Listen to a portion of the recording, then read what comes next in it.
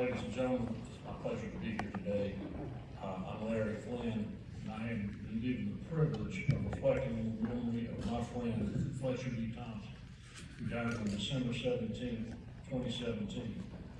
I found it difficult to reconcile the gentleman that I knew and respected with the swashbuckling FBI agent who served the agency at every level for 33 years. I always called Fletcher a self-made man based on his early years at Spartanburg, where he graduated with a 2-year degree from the Textile Industrial Institute, now Spartanburg Methodist College. Fletcher moved to Washington in 1941 to work as a fingerprint classifier for the FBI while he attended George Washington University. He then became an FBI agent, served in the Marines during World War II, and then returned to the FBI where he served all over the country. His career including preparing the first investigative report in Dallas when President Kennedy was assassinated. In his spare time, Fletcher obtained a law degree from the University of Toledo, and when he retired as assistant director of the FBI, he led the Bureau's largest division, identification, the same division where he got his start 30 years earlier. Upon retirement, Fletcher returned to Spartanburg, where he passed the bar and set up his office.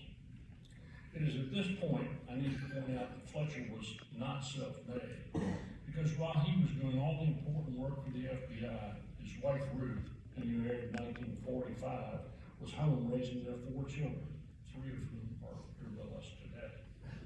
When I met Fletcher in the early 80s, he was starting his second career, and like any new lawyer, was working on anything that came through the door and involved in extensive civic, church, and community endeavors, and so on. His awards for all these services are too numerous to mention. Fletcher and I have worked together on a number of cases. Our first case involved clients and issues long since forgotten, but our client insisted that Fletcher join our legal efforts because of his legal experience, quote unquote, even though at that point I had been practicing law longer than Fletcher. But in that first case, I realized that the client was right, and the insight and life experiences that Fletcher provided were invaluable. Fletcher could not only give advice, but he could take it as well. When Paul Barnes suggested Fletcher would be good at adoption law, given his background and demeanor, he took that advice to heart. This casual comment resulted in a second career, improving not just adoptions in Spartanburg, but all over the state and nation. These efforts brought Fletcher into my family when he handled the adoption of one of my nieces. I got to see firsthand the extraordinary talents that Fletcher brought to an overlooked aspect of the law, one which requires legal expertise, but also compassion and wisdom to deal with the lives of people that go beyond the parents who choose to place a child for adoption and the adoptive parents who, like all parents, don't know what is about to hit them. Often overlooked in the drama that a successful adoption can bring are the extended families on both sides that want the adopted child to have the best life possible. I saw firsthand how all of these pieces come together and result in a family court hearing where everyone present leaves the courtroom overcome with joy and excitement. In my family's case, as with most things involving my wife's family, everybody participates, has an opinion, and is present for any occasion. When this entourage entered Judge Stuart Hall's courtroom, we even managed to attract Justice Bruce Littlejohn because of his interest in the family.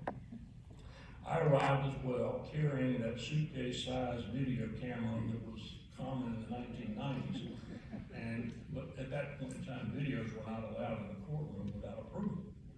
When I asked Judge Hall if it was okay to memorialize the event, I thought Fletcher was going to faint.